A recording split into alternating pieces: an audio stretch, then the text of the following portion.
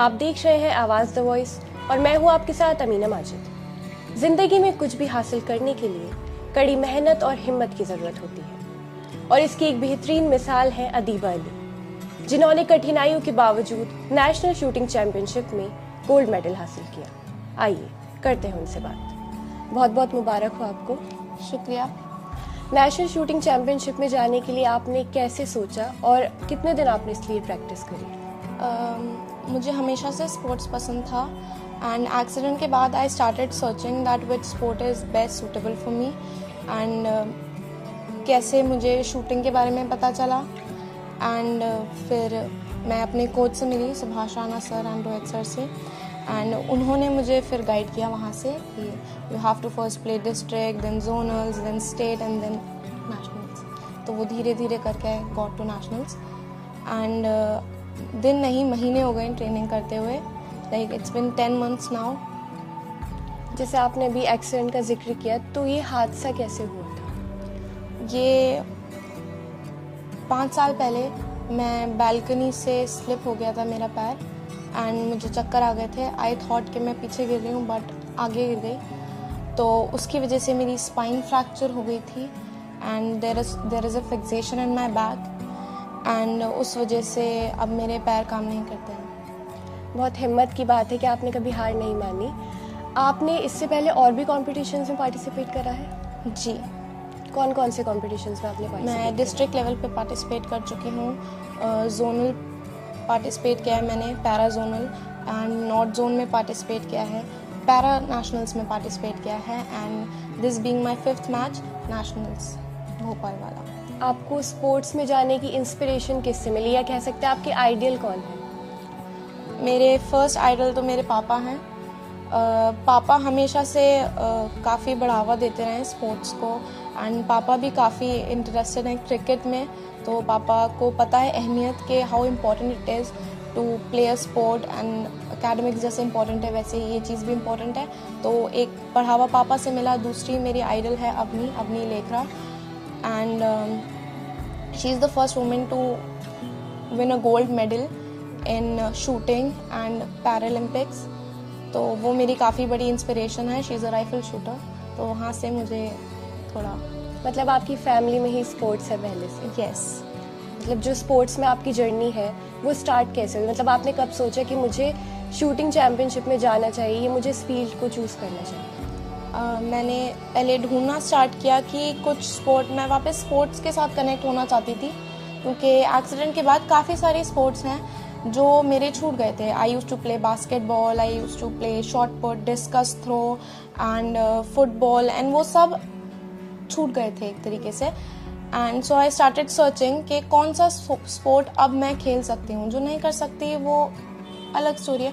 अब what I can do with what I have left, जो मेरी एबिलिटी है जो लिमिटेड हो गई है उससे मैं क्या कर सकती हूँ। एंड फिर मुझे पैरा गेम्स के बारे में पता चला कि जो डिसेबल्ड लोग होते हैं वो भी अब गेम्स में खेल सकते हैं एंड काफ़ी आगे बढ़ गया है इस चीज़ में। हर आर्करी में भी एंड इन सब चीज़ों में काफ़ी मेडल आ रहे हैं हमारे पास। एंड पैरा गेम से इस बार एशियन पैरा के उस टीम से एशियन गेम्स में भी काफ़ी मेडल आए हैं, तो उस चीज़ से मुझे पता चला कि अच्छा अब ये भी चीज़ है एंड अगर आप डिसेबल हो तो आप तब भी गेम खेल सकते हो। तो उससे मैंने फिर गेम ढूंढना शुरू किया कि कौन सा मुझे खेलना है, तो काफ़ी सारे थे एंड थोड़ा मैं कंफ्यूज हुई। फिर मुझे शूटिंग के बारे में पता चला एंड मुझे लगा okay I am made for shooting. धीरे धीरे मैंने ट्राई किया। शुरू में इतना अच्छा नहीं रहता था स्कोर एंड ऑल, बट फिर खुद की एक नई आइडेंटिटी बननी शुरू हुई। अब इतना शूटिंग में हो गया है कि shooting is a part of me. अगर एक दिन नहीं करो आप शूटिंग तो आई फील इनकम्प्लीट।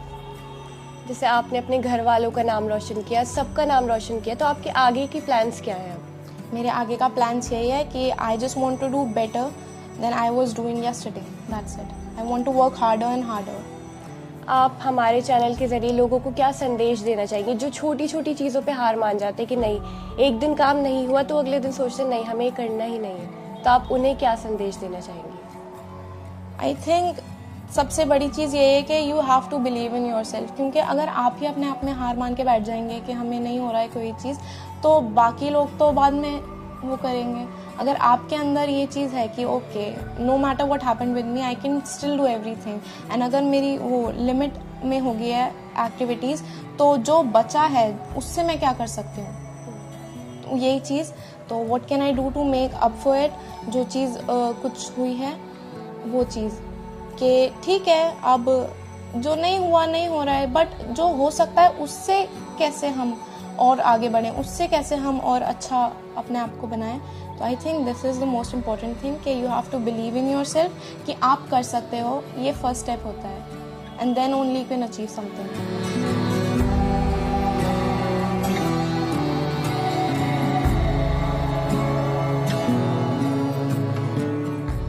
अदीबा जो है एक्सीडेंट के बाद बिस्तर पे लेटी रहती थी और बहुत हिम्मत हार गई थी। फिर उसके बाद उसने बहुत अपने आप को वापस अपनी लाइफ कैसे चेंज हो करनी है ये सोचा कि अब जो होना था हो गया, अब मैं अपनी लाइफ को कैसे आगे बढ़ा सकती हूँ और कैसे मैं इस लाइफ को इजी कर सकती हूँ, क्योंकि जो नॉर्मल पर्सन है उसके लिए एकदम लाइफ चेंज हो जाना।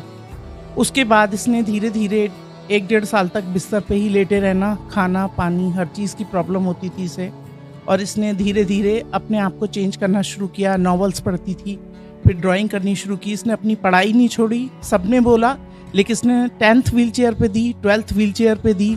उसके बाद इसने BA इंग्लिश ऑनर्स कर रही है, 2nd ईयर में है। उसके बाद इसने देखा मैं और क्या कर सकती हूँ।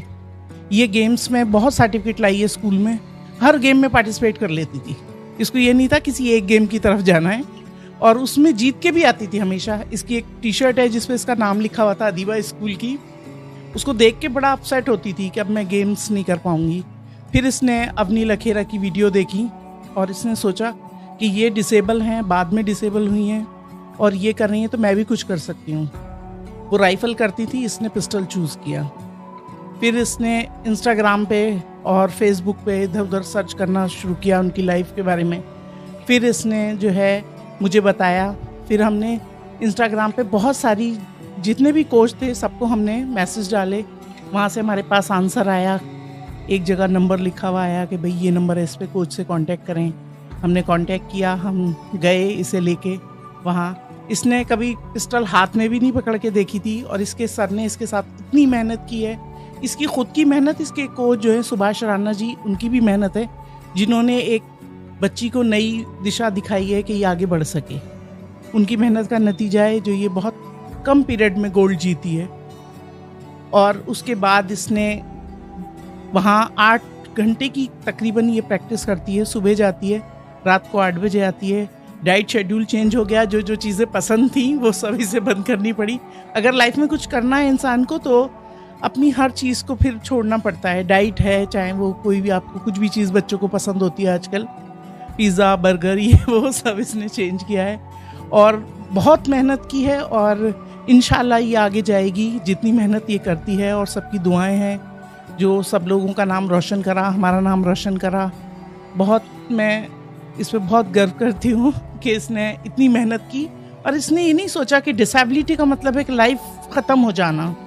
इसने डिसेबिलिटी का मतलब ये है कि एक लाइफ, नई लाइफ का शुरू होना। इसने अपना असाइनमेंट भी बनाया था, व्हील चेयर पे विंग्स लगे हुए थे, उस पर इसने पिक्चर बनाई थी कि ये उसके थ्रू उड़ रही है, और ये वाकई आज उड़ रही है।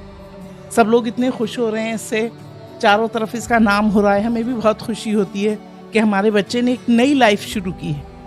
और मैं सब बच्चों से कहना चाहूँगी, आने वाले टाइम में मैं जहाँ भी हो सकता है मैं जगह जगह कैंप लगाऊंगी। और जो लोगों को नहीं पता कि वो डिसेबल हो गए हैं, जैसे कुछ लोग ब्लाइंड हैं, किसी के हाथ ही नहीं है, तो वो कुछ कर सकते हैं, तो हम जाके ज़रूर उन्हें छोटे छोटे कैंप लगा के हम लोगों को गाइड करेंगे कि आप नई शुरुआत कर सकते हैं। यहाँ से ख़त्म नहीं होती, यहाँ से एक अलग दुनिया की शुरुआत शुरू होती है। जब ये जाती है और वहाँ बहुत सारे लोग डिसेबल होते हैं तो ये अपने आप को डिसेबल नहीं समझती। फिर इसे लगता है कि मैं एक नॉर्मल बच्ची हूँ, जैसे सब चल रहे हैं सब। पहले वॉकर से चलने में से बहुत गिल्टी फील होता था, कहीं नहीं जाती थी, किसी शादी में नहीं जाती थी, किसी रेस्टोरेंट में नहीं जाती थी। अब इस मेडल को जीतने के बाद ये हर जगह जाती है और हर जगह इसकी रेस्पेक्ट भी होती है। मुझे बहुत अच्छा लग रहा है कि इतनी इसकी लाइफ चेंज हो गई है। अदीबा अली एक मिसाल है उन लोगों के लिए जो जल्दी हार नहीं मानते और अपने सपने पूरे करते हैं। अगर आपको हमारी वीडियो पसंद आई हो तो हमारे चैनल को सब्सक्राइब करना न भूलें।